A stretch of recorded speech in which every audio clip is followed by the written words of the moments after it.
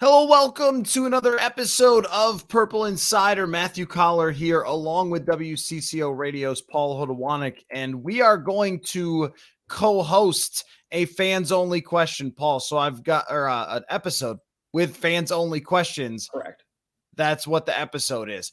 So I have all sorts of questions, and there will be more fans-only episodes as we go along in this bye-week bonanza. But first, why don't you just give a singular take on the topic du jour of the Minnesota Vikings? Will they keep being good? Why don't you start there, and then we'll get into the questions. And some of them are, will they keep being good? But we'll work our way through those. I guess it really depends how you define good, right? If you define good by winning games, I think they will continue to be good because, oh boy, the teams that they have coming up after the bye are quite the train wreck, at least the first two. Then it gets tougher, Bills and Cowboys and Patriots, and that's when you'll really start to see their true colors. But I guess I'll give this team the benefit of the doubt in one respect, which is coaching. I think the coaching has been pretty solid from Kevin O'Connell. So if you're giving them a bye week to try to figure out some issues, and then you give them another couple easy opponents, like I think they can improve in certain areas and maybe become a good team. It feels weird to say when they're 5-1, but I will give them the benefit of the doubt because in some of those aspects of coaching, they have been strong. And so some of those fundamentals are there to where you think they can build on some of that. So I will say eventually they will be a team where we're calling them good. I don't know if that'll ever elevate to the upper echelon of teams like the Eagles in the NFC and some of the teams in the AFC, but it's wide open for them there. So if you're contextualizing it and not just in a vacuum and contextualizing it with the rest of the teams in the NFC, I think they can be good. Yes. Yeah, I think they can make improvements in a lot of areas that are possible, in part because they're healthy. And if they remain healthy, then they can get better. If they start having guys drop like flies, then I think it's going to be way harder to make the adjustments that are necessary. I also think that Kevin O'Connell on the offensive side, after watching the tape in Miami, does have to look himself in the mirror a little bit and ask, can I do that with some of their route combinations and schemes and everything else? One of the things I've been seeing in the tape is that there are open opportunities, and that is true. But can Kirk Cousins make those throws? Is he comfortable with making those throws? And then in Miami, I saw a lot less open opportunities. I saw a defense that decided, you know what, we think we can bash your faces in the front. And then they did. And as soon as they were able to create some pressure, there were a lot of route combinations and play calls that did not give Kirk Cousins an answer in the case of pressure. And I think that's why you saw like him just getting sacked or throwing the ball away, things like that, that there wasn't much of an answer. And we have to keep in mind that the Rams offense does not work the same when you don't have a great offensive line. I think what we saw in Miami is even though their offensive line is improved and they have great tackles, there's still going to be weaknesses when they face better competition. So in my mind, this is a great Kevin O'Connell test case, a great challenge for him. You've gotten through these weeks with a pretty mediocre offense so far and a chance to improve it with, we could see Thielen getting better. We could see Irv Smith getting better. We could see KJ Osborne. And that's on him, I think, to start maybe whittling it down to the things that are going to work and also not ask that offensive line to sit there and block for 3 or 4 seconds because the Rams were able to do that last year. But you've even seen what happened to the Rams offense when they are no longer able to do that for Matthew Stafford. So that's the broad to me is Ed Donatel, Kevin O'Connell. You've gotten this far and you got a great start. But if you don't get better and you don't shore up some of these things and don't make changes and adjustments and everything else, then you're going to end up being Cliff Kingsbury. Because I think that's a big Cliff Kingsbury problem over his years. It's like he comes up with stuff in the offseason and it starts to work at the beginning of the year. And then he doesn't make adjustments and it falls apart. So don't be that guy. But let's dive into some questions here because I've got a lot of them. This comes from Alex via email. He says, given that the front office doubled down on Kirk, kept guys like Daniil, Harrison Smith, Dalvin Cook, etc., and added Zadarius Smith and Harrison Phillips to shore up the defense, and what we believe is a fairly weak NFC that may be there for the taking, what do you think about the hypothetical on Earth 2 that Jim Harbaugh is the Vikings coach? I have to say, Paul, I didn't see this coming. I didn't see that this is where this was going to go.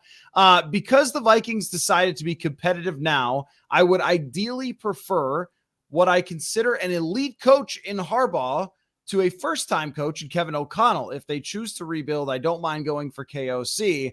And I don't know that Jim Harbaugh would have said yes. However, now that we see that they basically went all in outside of the Rams-style trades, I have a feeling Harbaugh would have brought additional experience to some tough playoff matchups, as well as short-term Harbaugh effect where players buy in a way that we rarely see. Well, Alex wants Jim Harbaugh, thinks they made a mistake not doing the Harbaugh. Your reaction, Paul? I think that there's certainly merit in that, but I think it's more merit in a short-term lens. I think Kwesi, I guess, doubled down on certain things. But looking back, I mean, he had options to move away from Kirk this year and to get rid of some of the veterans this year. But I think generally that's still kind of on the table. I don't necessarily know if they've fully gone into the philosophy of we're going to contend this year, next year, like into the future. I think if that was the all-in mindset that they had, then maybe Harbaugh makes a little bit more sense. But I view this year more as, I think they maybe weren't even necessarily planning to be that great this year, and they've just had these bounces go their way so far, and now they're going to take it and roll with it and kind of see where it can go. But I think O'Connell, again, has shown himself to be a pretty decent coach so far. They are 5-1. I'm not sure Harbaugh being here gets them a better start than 5-1. Maybe he helps them later down the line with more experience heading into the playoffs. But Jim Harbaugh, when we talked about it, always was through kind of this lens of pushing the chips into the table now and go now, and not necessarily thinking about 3 years from now.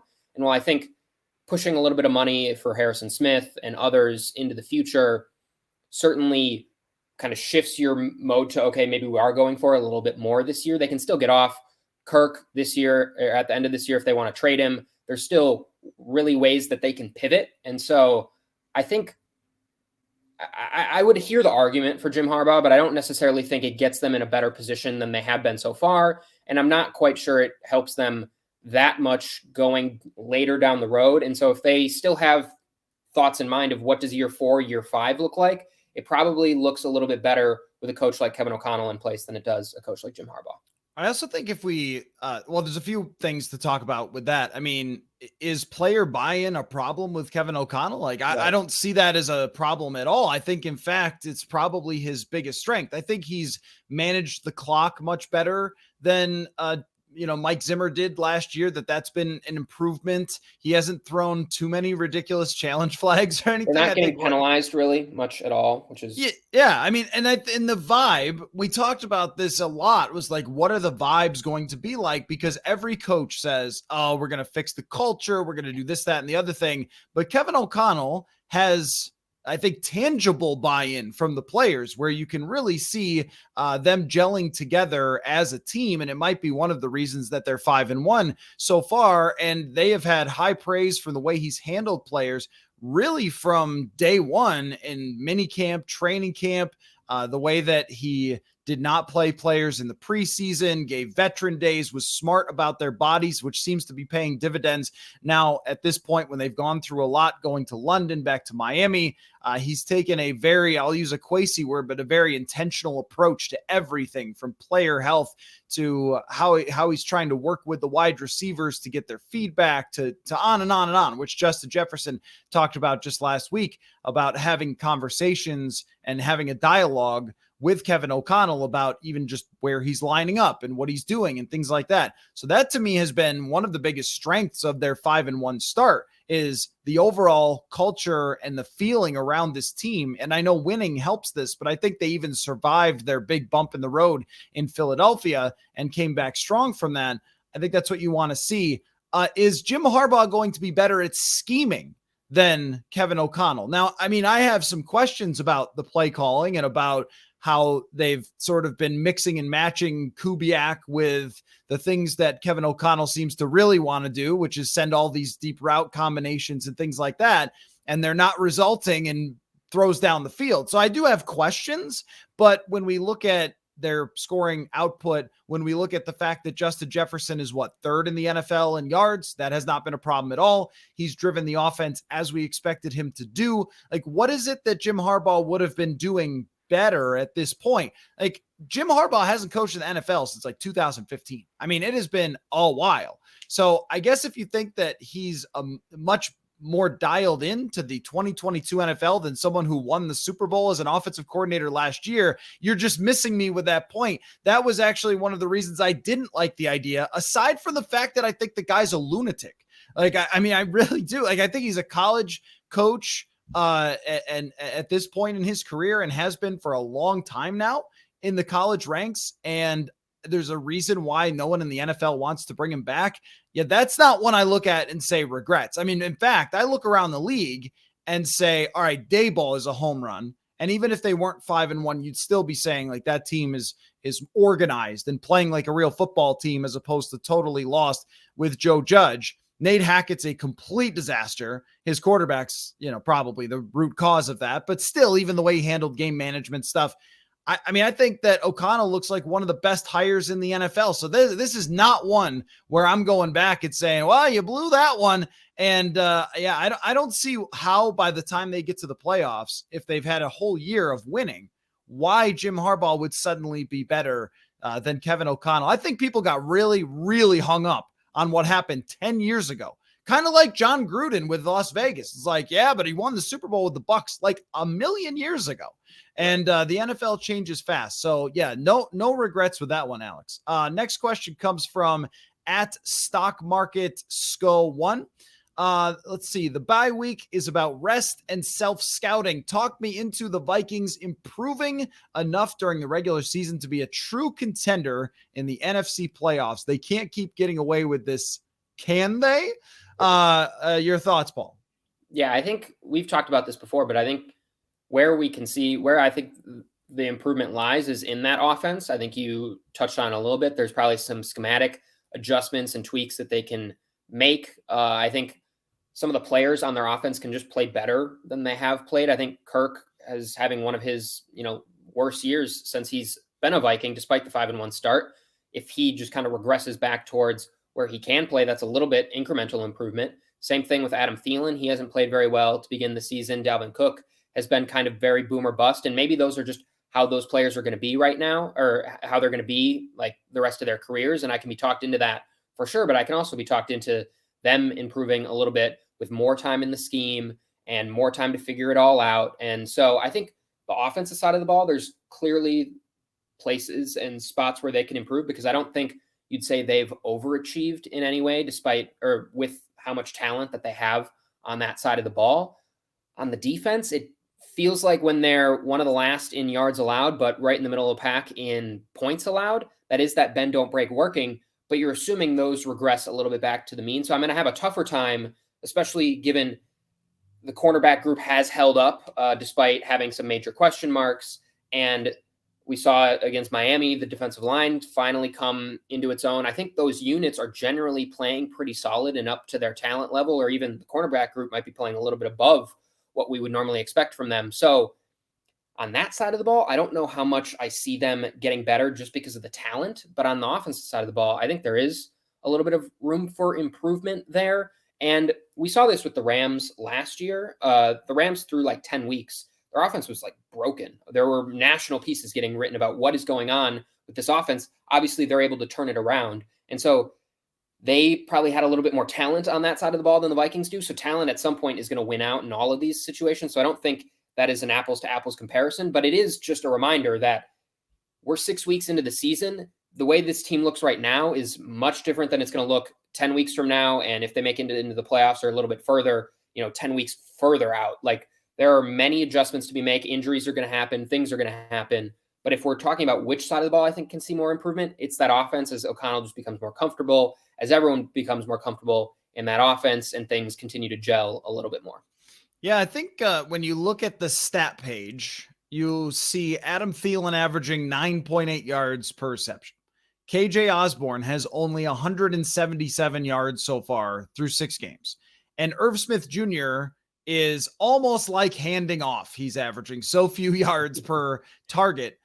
18 receptions for 140 yards on 29 targets. I mean, I'm not even kidding.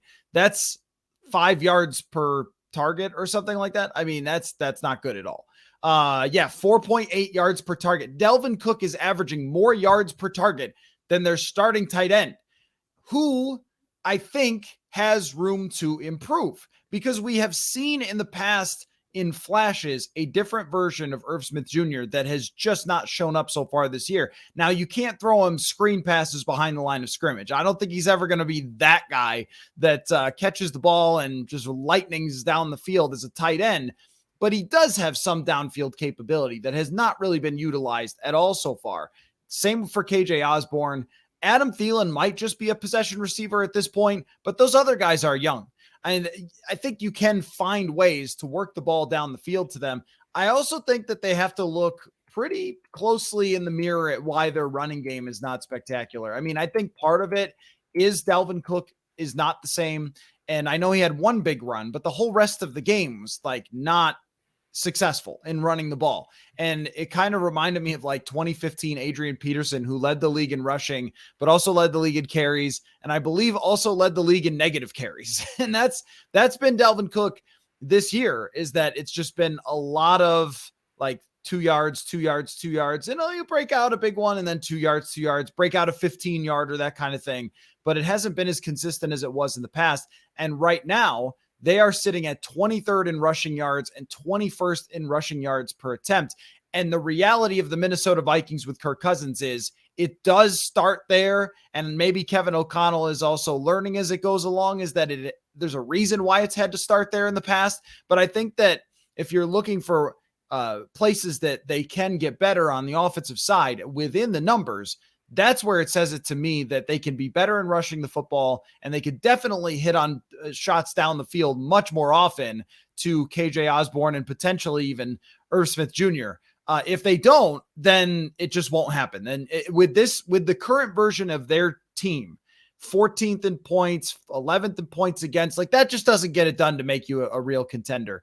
I was looking at this. I looked at every team since the merger who went to the Super Bowl, and 75% of the teams had a plus 100 or more point differential.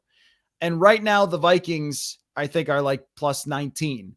It's just not going to get it done. Like you have to, you got to be better than that over a season. And they're going to lose some games along the way. So they haven't even lost games and they're only plus 19. Right. Like, so if you want to be a really strong team, that plus 100 is probably even more for a 17 game season is your threshold, and they are not producing offensively at that level. So, and I do think that the right guard situation can get better, because right now it's been pretty atrocious in pass blocking. Although I think we saw that the center is the center overall. So I don't know if we completely talked you into it, but the other part of it is that if you go to the playoffs and Jalen Hurts gets hurt, as you just never know, like Tom Brady might just get to the playoffs and his wife tells him to come home and then that's it. Like right.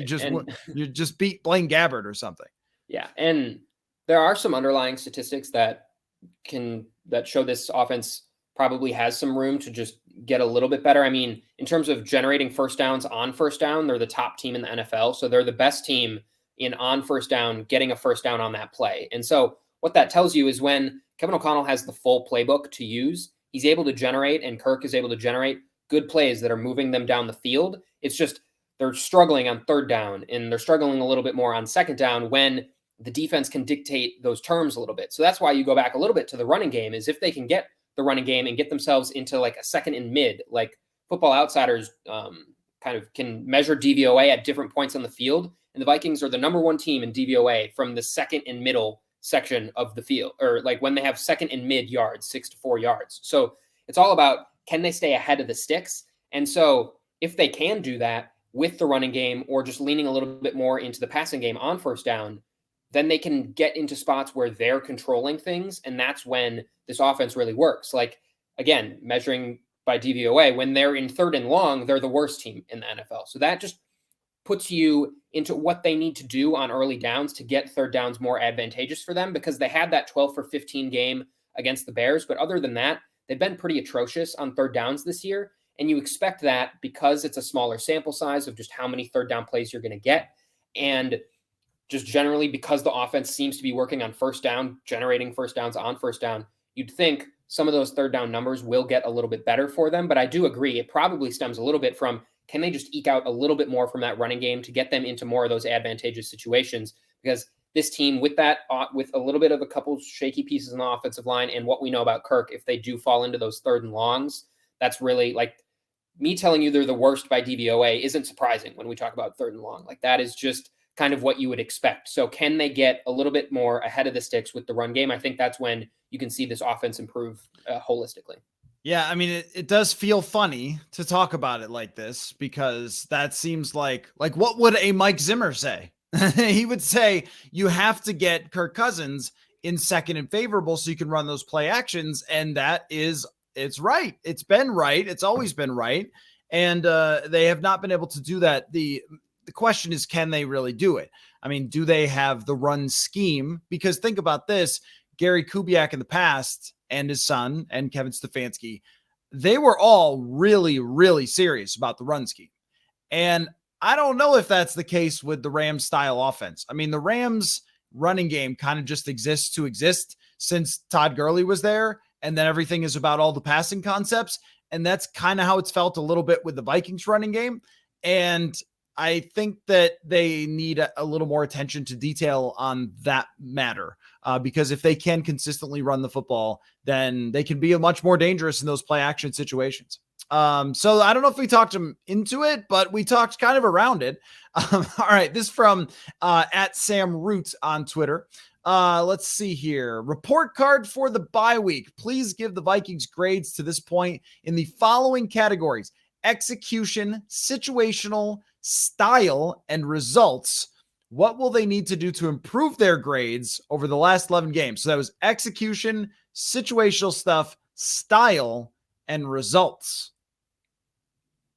All right. Well, for results, I think you just have to give them an A. They're 5-1, so you can't really give them anything other than that. I think generally people talk about process over results, but if we're just looking at the results, 5-1's looking pretty good.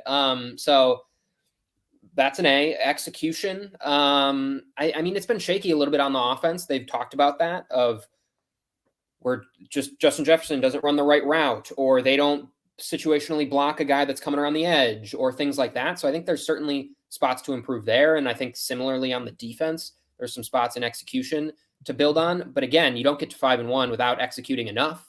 So I would probably give them a B for execution. What were the other two? Style and situational. Situational. Well, they've led. Kirk Cousins has led a couple comebacks. They're 4-0 in one-score games, so that situationally is good. However, they've probably played to the point where they shouldn't be in one-score games, so it's a little bit of a cat and mouse thing. Like, they probably shouldn't be 4-0 in one-score games. They should probably only be like 2-0 in one-score games, because they probably shouldn't have let the Bears game and the Saints game and maybe even the Lions game get to that point. They haven't had, like you said, Kevin O'Connell hasn't had too many puzzling fourth down decisions. They've only really faced them, like the Dan Campbell situation. O'Connell's had a couple where you'd say, well, maybe you go for that, but nothing egregious that has cost them any games at this point. So I would say B for that too. And style, I don't know how to give out style points. Week 1, they had tons of style. Since then, feels like they're just getting by. They don't quite care how it looks, as long as it's another win, and I can't blame them for that. So I think they've got a ways to go in style. Maybe if Kirk Cousins continues to wear more chains and stuff, they can just keep adding up his style, and maybe that helps the grade. But I'll go C on style. Interesting interpretations. Yeah, I mean, results, there's really, well, okay. Let me make an argument for only giving it a B for results. Your record is fantastic, but when you rank in the middle of the league in offense and defense, your results are just meh, right? Like, if you're ranking among the top in the NFL in offense and defense, like the Buffalo Bills, for example. Now, the Bills and the Vikings have the same record, but nobody thinks that the results are the same. I mean, they just beat Kansas City at Arrowhead, and they have the number 1 DVOA offense and defense. I mean, that's a little different results than ranking 14th in scoring, I think. So I'll give them a B overall for their results. For their style, I will actually give them an A. I think that they are a very stylish team, All right. not because Kirk Cousins has been wearing the chains, but because of the way that they sort of have bonded here. Winning does definitely bond people together, but even just, the celebration the other day after they got the interception where they did like 7 players were doing like 8 different dances and, stuff like that. It really seems like they're enjoying football under Kevin O'Connell. And I think Kevin O'Connell has sort of allowed them to do that or encouraged them to do that, to be that way. And I take style as kind of vibes, and I think vibes should be an A for this team. When even like something as simple as having Kirk Cousins wearing the chains or whatever, it's like players' personalities coming out a little bit more, and some things that I still will roll eyes a little bit at from, the ogre Mike Zimmer wouldn't let us, but like they look more comfortable. They definitely look a lot more comfortable. So I have to give them good style points. Situational, I got to give them an A. I mean, A plus maybe. Special teams has been fantastic. That I look at as a lot of situational. They have come through with game-winning drives. They've come through with humongous stops. In fact, the reason they're 5-1 to me is all the situational stuff. They are one of the top teams in turnovers. Like you said, penalty differential. I think they have the biggest in the league between how many they've taken and how many the other team has taken. Thank you, Dolphins, for 5 in one drive, of course. But situational has been an A.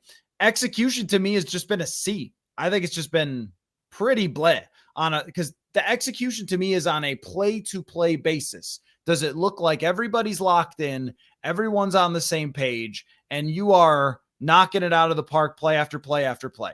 That has not really been the case. It's been, look, there's 9 3-and-outs, and they scored on the other drives. There's been a lot of that. Or there's been, Tyreek Hill gets a 30-yard gain, and then a 20-yard gain, and then a 14-yard gain, and then someone else fumbles.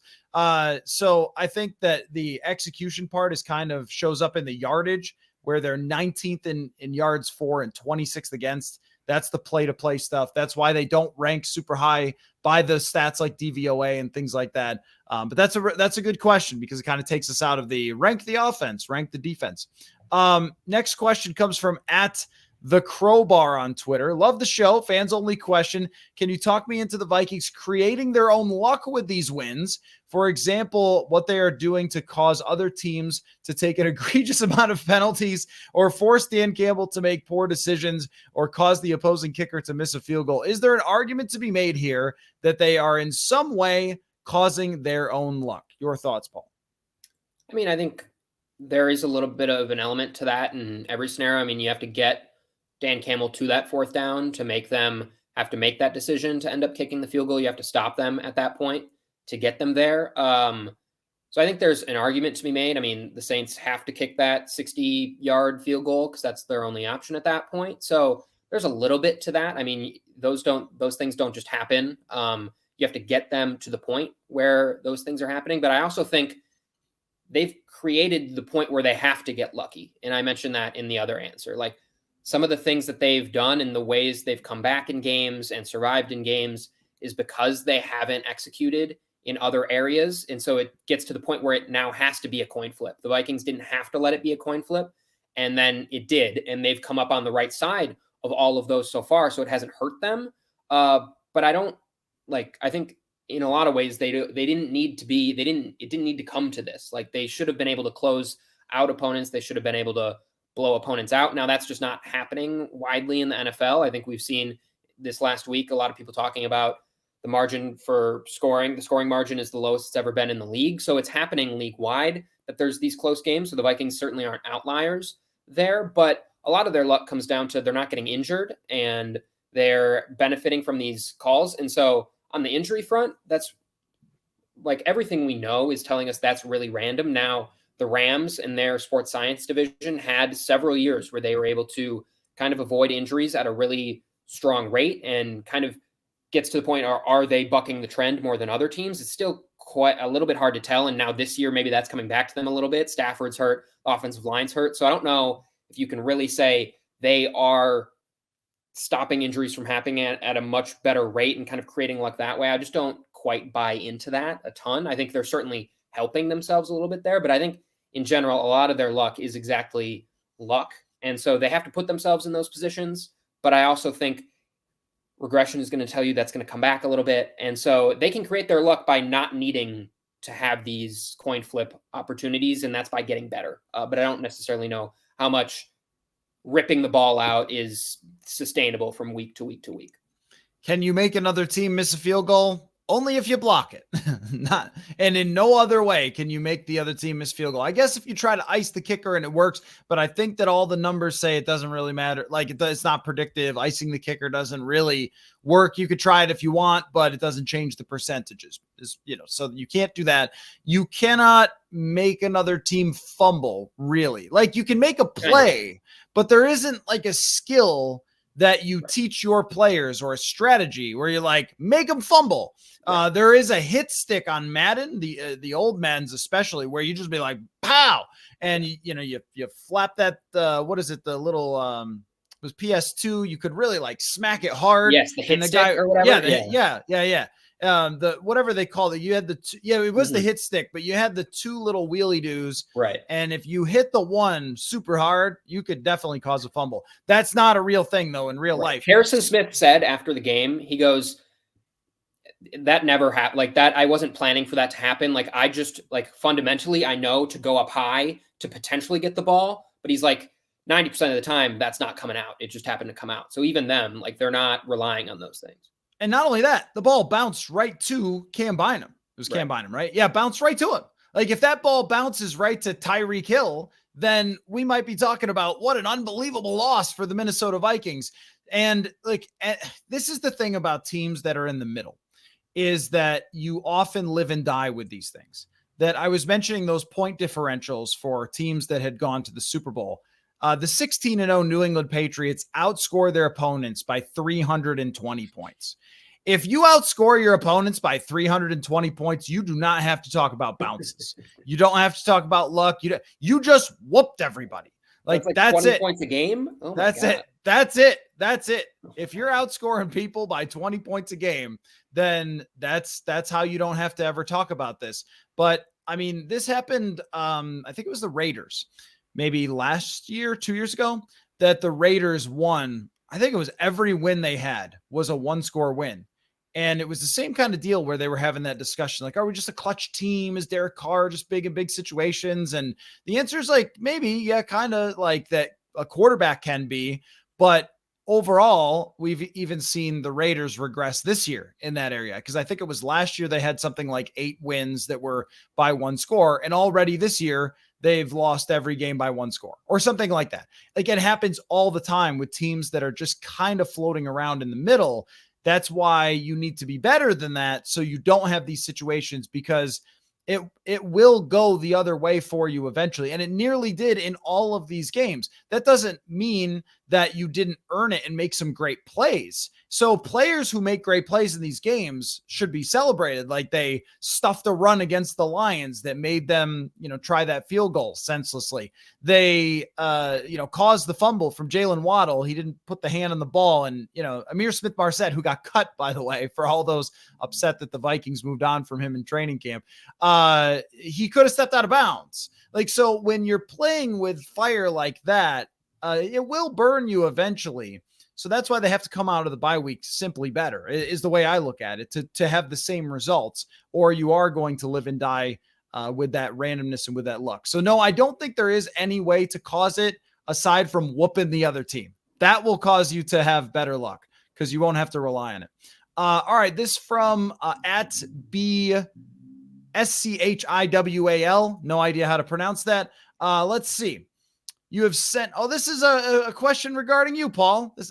Okay. It says, you've sent people to cover the game for both Miami and London this season. So do you hate travel, or are you just really good to your employees and colleagues?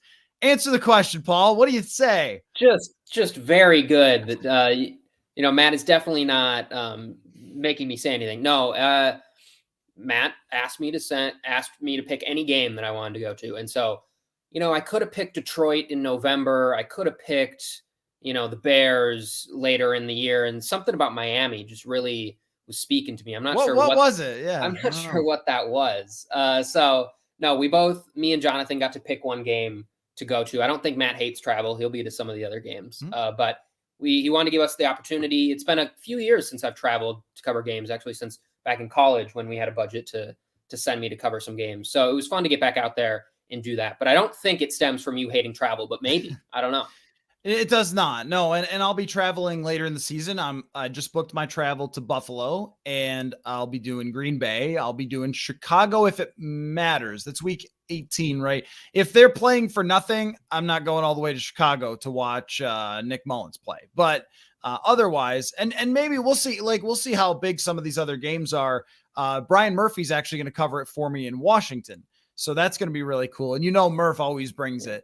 Yes, So he's going to go to Washington. Really, the way that I look at it, there's almost no way not to like pat myself on the back a little bit here, but like we've done well. We've done well. Like Purple Insider is going well, and that is because it has gotten such unbelievable support from everybody. So it's there in the budget to reward you and Jonathan for such a phenomenal job that you guys have done contributing to Purple Insider. I mean, you're on every single post-game podcast, bringing it every single time. Your articles, Paul, have been fantastic. And Jonathan is doing more behind the scenes stuff, but he's doing a great job with social media, great job with production, all that stuff. And is also co-hosting the Hot Routes show with me. Like your guys' contributions to making this work for me, people don't always see them as much. I mean, yours a little bit more on the post-game shows, but Jonathan's especially, like people don't realize what a great if you're watching this resource on he's YouTube, been. say thank you to Jonathan. Yeah, Right? say thank you to Jonathan. Right. I mean, so you guys have been so huge from pretty much day one in building Purple Insider. The minute that I had an opportunity to say, do you want to go do something cool? Then I wanted to do that. So it really is just a reflection of the work that you guys have done and how happy and how appreciative I am for you guys doing that. So it's not me being travel averse, although, I don't mind spending more time with the dog. There is a second part to this question, which is as much as I hate and think it's some sort of meaningless doublespeak when I hear from CEOs and politicians. Now that the Vikings are 5-1 headed into the bye, how do you rank the competitive rebuild idea on a scale of 1 to 10? How competitive rebuildy are they? Well, they're certainly more competitive-y of the competitive rebuild than I expected through 6 weeks. We'll see if that sustains itself. It's hard to judge the rebuild part of it because that hasn't changed since when we talked at the beginning of the season. It's still kind of up in the air how quickly or if at all they plan to move on from this quarterback and this larger kind of like old guard that still remains on this team, and whether they're going to continue to pump money into the Cousinses, the Thielens, the Harrison Smiths, the Eric Kendricks, like all kind of the veterans that they rely on.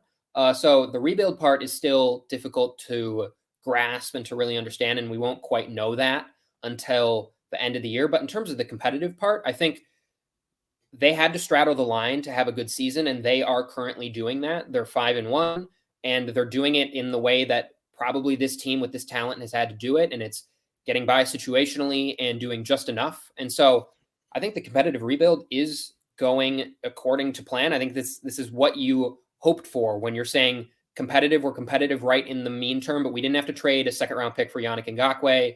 We didn't have to do some of the other previous moves, kind of desperate moves that moved us from a coin flip into hopefully like a safe playoff piece. Like that hasn't had to happen. They've just been able to generate that based on things around the margins and figuring a few things out. So I think in that way, they've been competitive without having to pour in a ton of all-in resources. And so I think that is kind of by definition what they were hoping for. Now, it's still only 6 weeks through the season. A lot can change. But I think it has to be going well based on what they've been able to do through 6 games. The rebuild part is really the big question. And the harder part, to be honest, is how do they pivot from this? If they ultimately end up 10-7, 11-6, and they lose in the first round, what happens now? How do you pivot off Kirk Cousins? Because that's been the question from the Spielman era to the previous teams that have had him. Like he's just good enough to keep. He's maybe not good enough to want to really keep him. And so that's going to be the biggest and toughest test for this regime. They passed off the ability to make that opportunity this year, or that decision this year. They said, let's push that a year into the future. I don't blame them necessarily for coming in and wanting a little bit more time to take on that franchise altering decision. Now that comes this offseason. And I think that's when you can really start to assess, are they sticking to this competitive rebuild? Are they fully going into the competitive area? Are they fully going into the rebuild? Are they going to keep trying to straddle the middle? But again, through 6 weeks, I don't think you can argue at the results that they've gotten. So I guess I'll do both sides of that on a 1 to 10 scale. That's the only way I can really do it.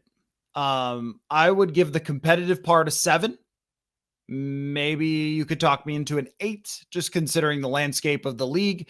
My brain won't let me go there when you rank 14th in scoring. It just won't, because the teams that make the Super Bowl are usually the best offensive teams. So I'm not going to give you an 8 or a 9 or a 10 just based on your record when the numbers are not saying quite yet that you belong in that category of the best teams in the league. But competitive wise, very competitive team. No question about it. Could very well end up with a home playoff game, like looking good. So 7.5. The rebuild part, I give you no points. You get 0 stars, 0 out of 10, 0 out of 10. And the thing is, Paul, they didn't make a Yannick Ngakoue trade, and they didn't make a Von Miller trade. Okay. But they did spend all of their resources on immediate win now stuff in the form of Harrison Phillips, in the form of Zadarius Smith, Patrick Peterson, Jordan Hicks. That's where all their money went in free agency, was a bunch of win now defensive players. I mean, Phillips is a little younger, so he could be here for multiple years, but that's not really a rebuildy type move. That's a guy that you're bringing in to shore up the middle of the defensive line and help your defense be better. So they spent all of their cap space there. They traded down in the NFL draft. That is true. I see that as a very common thing that lots of teams do, and not a rebuild type of move. And the other thing is, the draft class has given you nothing. And as bad as I feel for Lewis Cine, that is a brutal injury, and that's really tough for him. Was not playing before. Andrew Booth is not playing. Brian Asamoah is a really nice looking special teams player, and I think has been a big contributor on special teams. But is he really contributing? Does it look like he's a future starter? Not yet. I mean, I don't know. Maybe he will be. I like some of the things I see. And beyond that, no other draft picks contributing except for Ed Ingram, who has not been really good at all at pass blocking. And again, he might have some potential, but a draft pick who's playing and might have some potential, but not playing that well is really not like a rebuildy type of thing. So they did, in my mind, nothing to rebuild. They restructured a bunch of contracts to hurt themselves in the future. Their draft class is not showing that it's going to transform this franchise. They didn't spend their draft picks on ideal positions. They spent them on a lot of replaceable positions or lower paid positions in the NFL. And the older players that they have, it's all tentative. It's like Jordan Hicks won't be here for that long. Zadarius Smith looks great, so maybe he will be here for another year or two. But again, that's not like rebuilding. That's not long-term pushing things out into the future. In fact, the best thing that they've had happen for the future is someone else's draft pick, Christian Darrisaw, emerging as, I think, one of the better left tackles in the entire league. But that's, again, not rebuilding. That's a first-round draft pick from last year coming along. There is no evidence that they tried to rebuild anything. They tried to win, and that's fine because they're 5-1. And so it's working for you. And that's how I'm evaluating it. But the rebuild part of it to me is just like a myth. Am I missing something? There's no.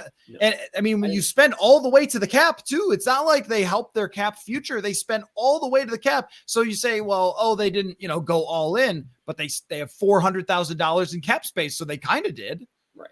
Yeah. I definitely hear you on the drafting part. That definitely has not been the results that they've wanted to get out of that group, albeit with some injuries. Some you could probably see coming and others that you couldn't see coming. I think with the free agents, I'm not quite sure what I would have envisioned them doing in this kind of sense of a rebuild. In the kind of dollar figures that they were playing in, they weren't a big player for a free agent that was 25, a Randy Gregory type where that's a win now, but that's also kind of a rebuilding move where you're setting him up for, he's still on the team in 4 years. He's still young. The spots that they're waiting in are entirely 2 to 3 year deals on mid-tier free agents. So maybe you're trying to pick out a couple of those deals where in the third year you have a cornerback that you could think would be really good, or you're trying to find some of those windows in the free agent part. So I don't know what I would have wanted them to do from a free agent perspective that really would have shifted their thoughts to the future, other than not signing players. Not sign them would be the thing. If there's a letting rebuild, them go. yeah. If there's a rebuild element, you don't sign those guys. Now, right. I'm not saying they're wrong. Like they decided that we're going to go win, and so far they've gone and won, and that's the standard that they're set to. But when you say competitive rebuild and don't do anything to competitive rebuild, it's like, well, you didn't really. You know what I mean? It's like I'm going to clean the kitchen and the bathroom, and you're just passive contending at that point. Really. Right. I mean, like if I say I'm going to clean 2 rooms in the house and I clean one of them, I can't be like I clean the whole house. No, you didn't. You cleaned one part of the house. So anyway, last question, Paul, real quick, because I know you got to go. Because you have a real job at WCCO Radio, which you're doing great, by the way. I hear you driving around sometimes. Well, thank you. This is from Simon for Fans Only. He says, do you think the Vikings could draft, maybe even trade up for a quarterback in the next draft like the Chiefs did with Mahomes and let him sit for a year? Cousins has 1 year left, and I think that Kwesi knows that a quarterback on a rookie deal is a huge advantage. And, of course, I don't think we'll get a talented quarterback like Mahomes, just referring to the process of used by the Chiefs. So through this point in the season, which I will allow it, I will allow future questions for the bye. If they keep winning after the bye, we're not talking about next year's draft, but for the bye, I'll allow it, Simon. That's not great for my skull searching column, but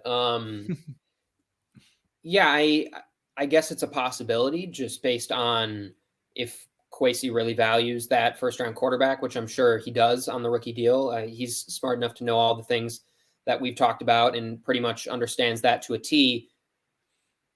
If they keep winning, their pick's going to be really high. They're going to have to give up a lot of assets to climb right into that top tier echelon to get a Bryce Young, to get a CJ Stroud, to get even some of the kind of secondary quarterbacks that are currently shaping up still to go in the first round. So I think it's certainly a possibility. I don't know how that would work with Kirk sitting behind Kirk necessarily. That might just be a situation where you trade Kirk to get the assets to help you trade up for a quarterback. That might be a little bit more likely in that scenario, just because you are going to be giving up an arm and a leg to get up as far as you want to. You're going to give up several years of first-round picks. So if Kirk can help get you one of those picks, I think it's better to just move off of him and just fully commit to that rebuild and fully get all 5 years of that rookie deal. If you keep Kirk, that just takes away one of the years, and you're watching this happen like with the 49ers, where they drafted Trey Lance to get the benefits of a first-year quarterback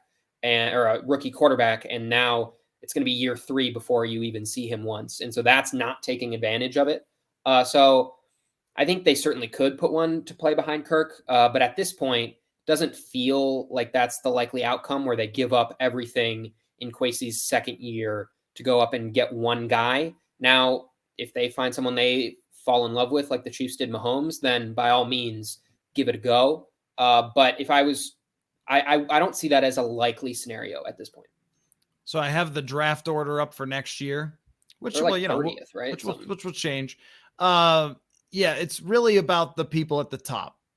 Carolina, Vegas, Detroit, Houston, Philly via New Orleans. Wow.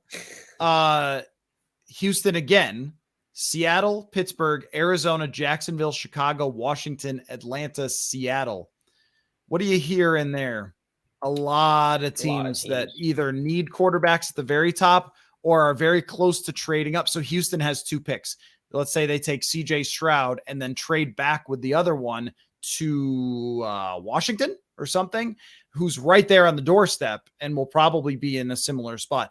The one question I have is there's supposed to be 5 and possibly 6 quarterbacks. There will usually be one who drops, and a lot of times that guy does turn out to be good.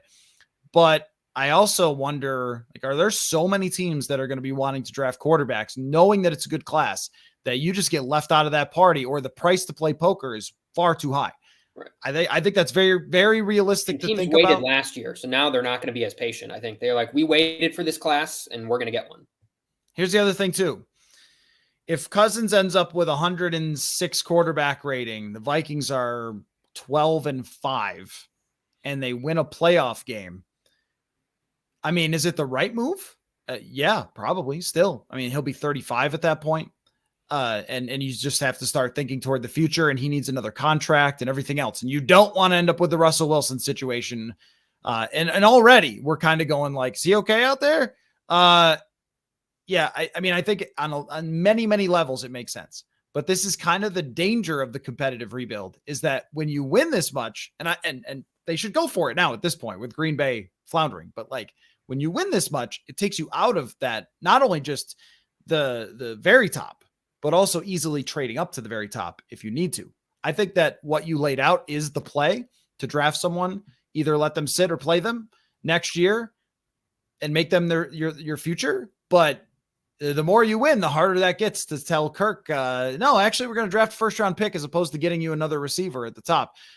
So yeah, no, that element of it is very interesting. Their future at quarterback here. And again, the whole thing about Kirk is having Kirk is not going to make you as desperate as, say, the Giants with Daniel Jones, who may end up in a similar record spot. But I think the Giants, more than the Vikings, are going to say, we need a new quarterback. Like, we can't do this with Daniel Jones. Cousins, again, has enough in him to where you aren't going to be so desperate to move on. You're not going to be the team that says, F it, fine, we'll give you 5 picks because we can't do this anymore.